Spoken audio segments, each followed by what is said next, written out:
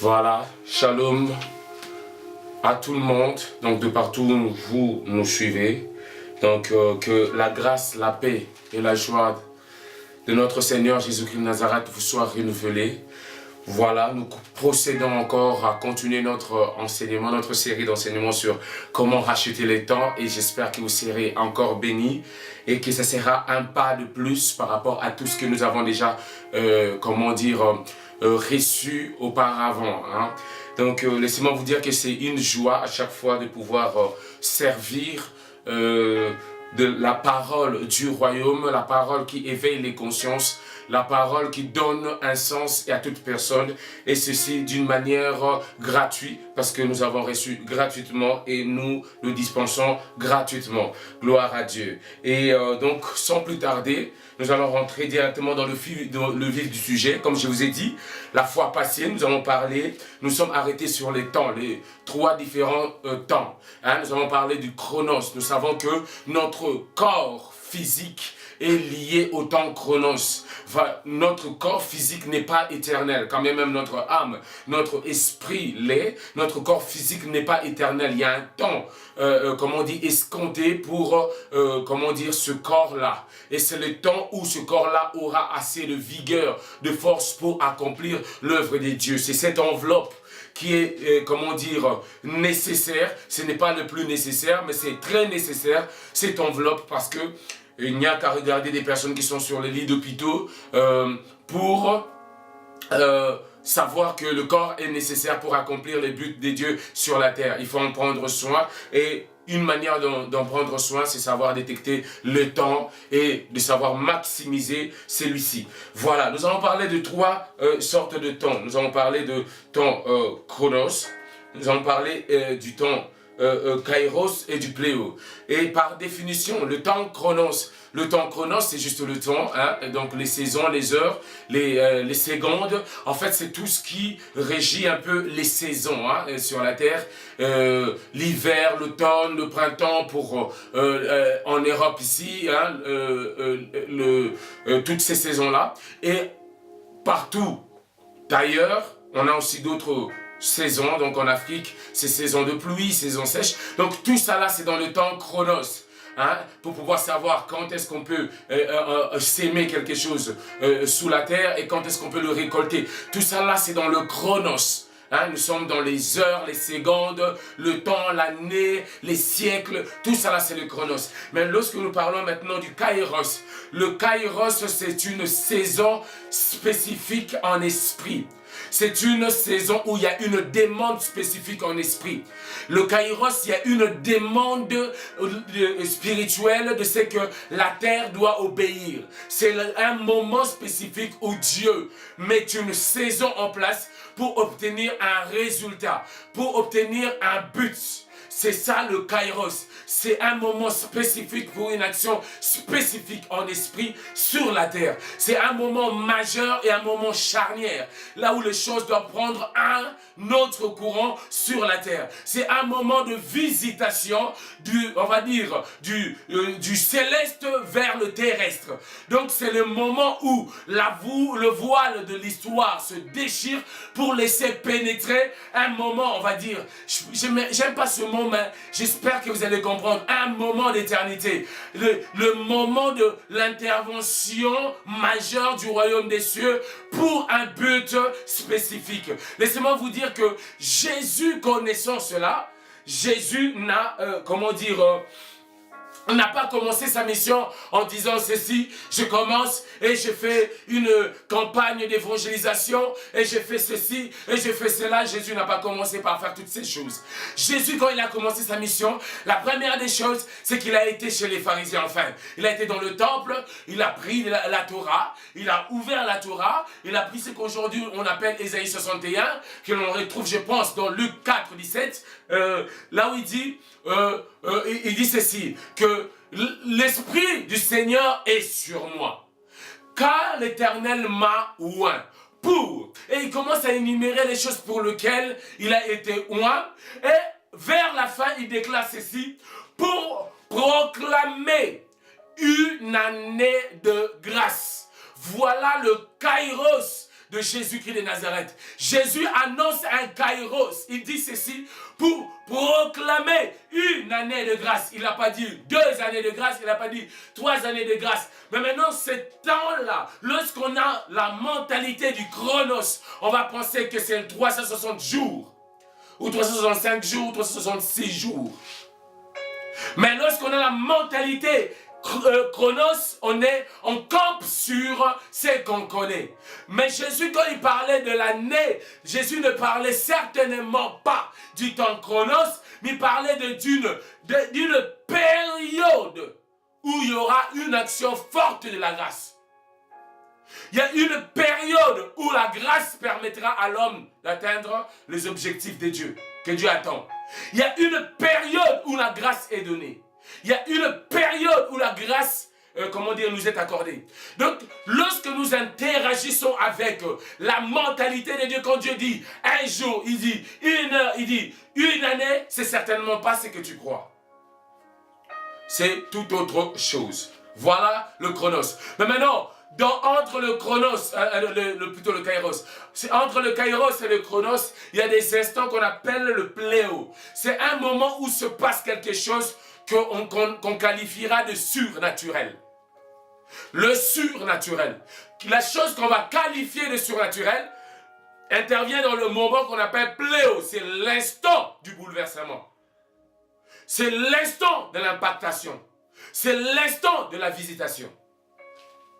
C'est pour cela que, ouvrons nos Bibles dans Jean 9, nous allons lire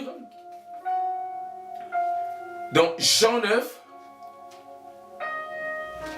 à partir du verset, donc on voit du verset 1 même à 7. Hein. Donc je vais lire, Jésus en passant voit un homme aveugle de naissance. Ses disciples lui demandent, est-ce lui qui a péché ou ses parents? Ni lui ni ses parents n'ont péché. Mais ainsi l'œuvre de Dieu va se manifester tant qu'il a fait, jour il nous faut travailler aux œuvres de celui qui m'a envoyé. Autrement, Jésus est en train de dire ceci. Ses disciples viennent lui poser la question pour savoir que le malheur de cet homme, est-ce que le malheur de cet homme a pour quelle origine? Lorsque on lui pose cette question, Jésus est formel. Il a dit, il n'y a pas une origine terrestre. Il n'y a pas un malheur, sur base du péché. Son malheur n'a pas pour cause le péché.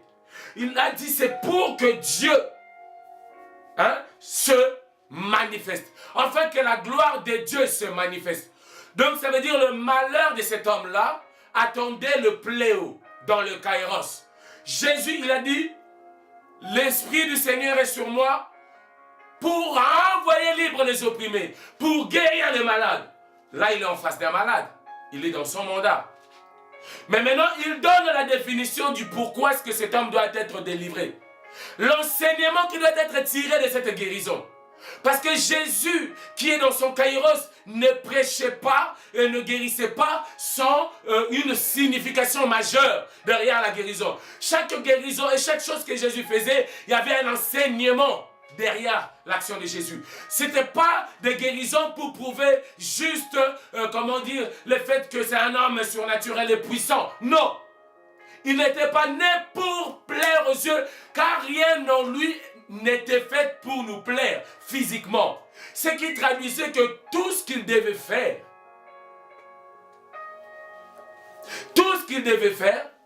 n'était pas pour plaire, mais tout. Regardez ceci. Il dit, enfin que la gloire de Dieu se manifeste. Et puis il dit ceci. Tant qu'il fait jour, il faut travailler aux œuvres de celui qui m'a envoyé. La nuit vient où personne ne peut travailler. Ça veut dire ceci.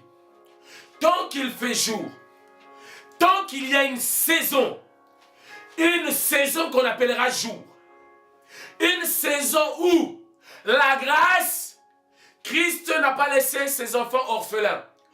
Tant qu'il fait jour, tant que la grâce lui-même nous a envoyé son esprit, la grâce lui-même, il a dit, je vivrai avec vous jusqu'à la fin du monde. Donc il est là dans cette période, ce laps de temps, cette saison qu'on appelle la grâce.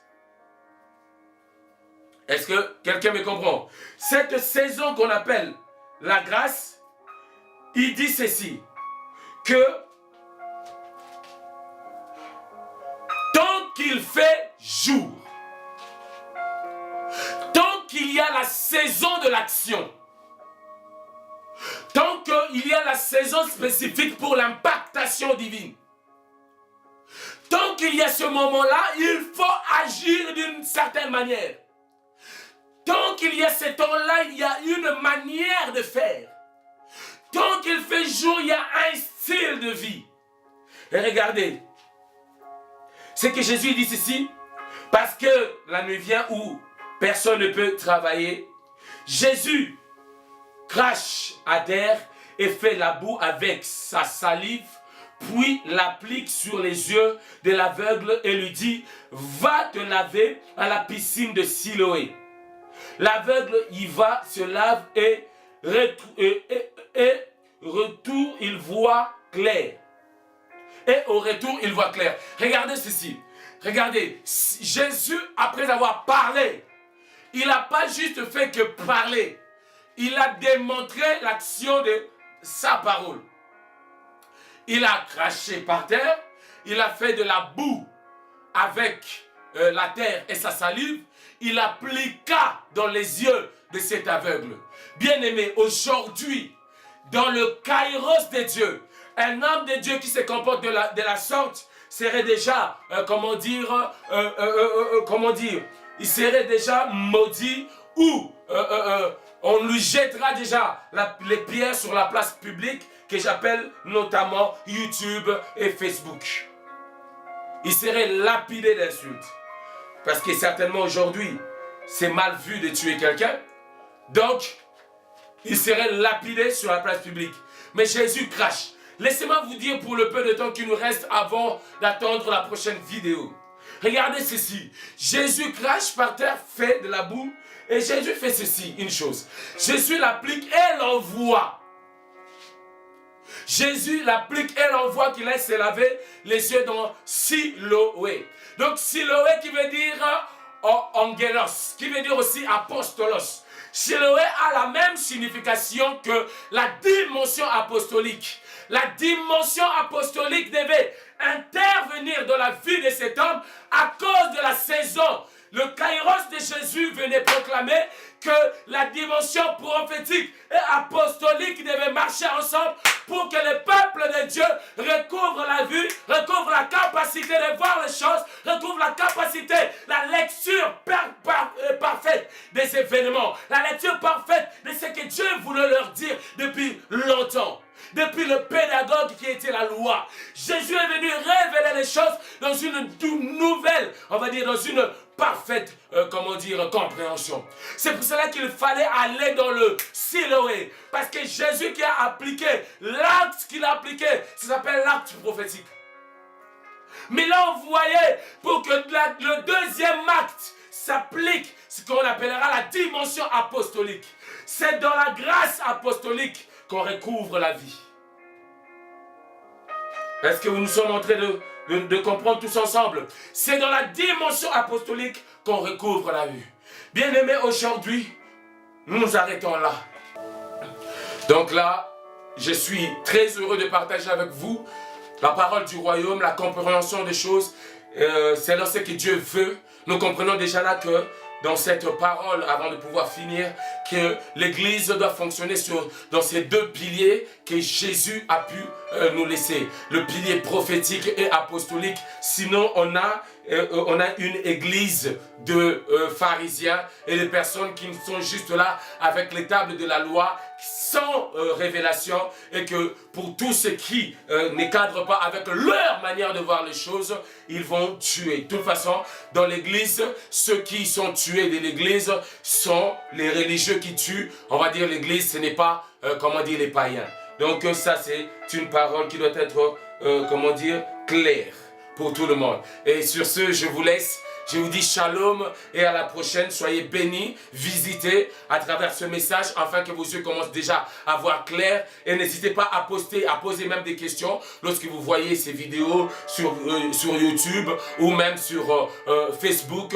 Hein, donc, dans notre compte Facebook de Race Illustre et Centre Shalom, vous tapez ça, vous allez le trouver. Vous pouvez poser des questions inbox et nous n'allons pas hésiter à vous répondre et à faire même des vidéos réponses par rapport aux questions que vous avez. Sur ce, je vous dis à tout moment que la grâce soit multipliée à tous ceux qui nous suivent. Amen.